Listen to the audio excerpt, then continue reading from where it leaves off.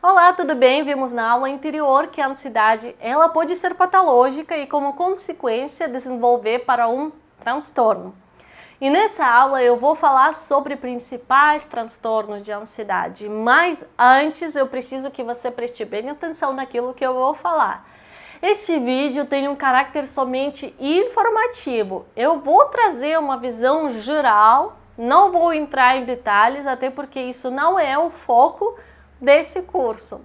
E o objetivo é você só ter um conhecimento e não sair se autodiagnosticando depois da aula, porque isso seria muito perigoso. Só quero que você entenda um pouquinho sobre os principais transtornos que existem e se der conta se você precisa de alguma avaliação psicológica, se você pudesse procurar ajuda profissional, buscar uma avaliação de um psicólogo ou psiquiatra, para entender se você precisa de medicação, se você precisa realizar uma psicoterapia. Então, o primeiro transtorno que eu quero passar aqui para você é a fobia específica, o medo intenso a um estímulo de uma situação específica.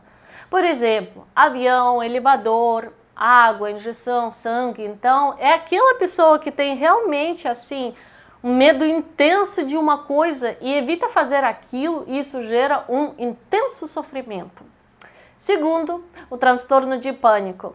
Esse é o medo das suas próprias reações fisiológicas e psicológicas a um determinado estímulo. Ou seja, é o medo de sentir ansiedade, medo de ter os sintomas de ansiedade. A pessoa que apresenta transtorno de pânico, ela começa a sentir algum sintoma e ela já começa a ter uma interpretação bem catastrófica daquilo. Aí surgem pensamentos do tipo, eu vou morrer, vou enlouquecer, vou perder o controle, enfim. Essa pessoa começa a evitar muitas situações e até que pode chegar ao nível de ficar só em casa para não ter que se deparar com situações que disparam uma ansiedade, porque aquilo assusta ela. Então, ela é muito catastrófica, esse transtorno de pânico. Transtorno de ansiedade generalizada, famoso TAG, é uma tendência a se preocupar continuamente com um monte de coisa.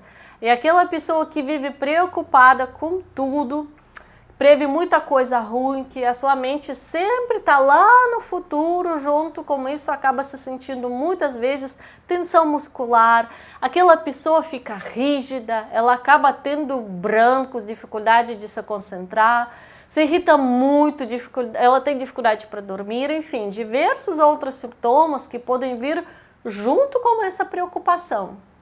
Vamos lá para o quarto transtorno de ansiedade, a ansiedade social. É o medo intenso de ser julgado pelos outros. Então, é aquela pessoa que vive muito preocupada com aquilo que os outros vão pensar dela.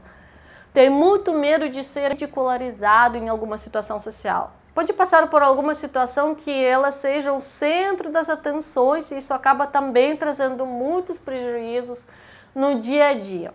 Que também é uma pessoa que começa a evitar muitas situações, acaba ficando muito quietinha no canto dela, não interage tanto como os outros. E o ponto principal que esse transtorno está ligado ao medo à avaliação negativa das outras pessoas. O próximo transtorno, que é bem conhecido, mas que atualmente não está mais classificado como um transtorno de ansiedade pela DSM-5, é TOC. TOC envolve pensamentos recorrentes, imagens que nós chamamos de obsessões, junto com uma necessidade urgente de neutralizar aqueles sentimentos. Então, é uma pessoa que tem um pensamento de que ela não vai fazer determinada coisa, então algo ruim pode acontecer. Então, por exemplo, uma obsessão muito comum no TOC é a obsessão de contaminação. É uma pessoa pensa se ela não fizer determinadas ações, ela vai se contaminar. E para neutralizar isso, ela tem uma compulsão, que, por exemplo, lavar as mãos de uma forma excessiva para evitar essa contaminação que ela imagina que possa ter. Então, assim, por muito tempo, TOC foi considerado como um transtorno de ansiedade que envolve muitas características de ansiedade. Atualmente, ele não é classificado dessa forma, mas eu achei bem importante trazer isso. Enfim, hoje eu vou repetir aqui que eu trouxe aqueles que são mais comuns. Agora o exercício fica com cada um de vocês para observar daqui a pouco se eu tenho talvez algumas características desse transtorno. Busque se informar melhor, busque um profissional especializado para fazer essa avaliação mais individualizada, mas não deixe de tratar. Se você perceber que a sua ansiedade está no nível patológico, você tem que procurar essa ajuda.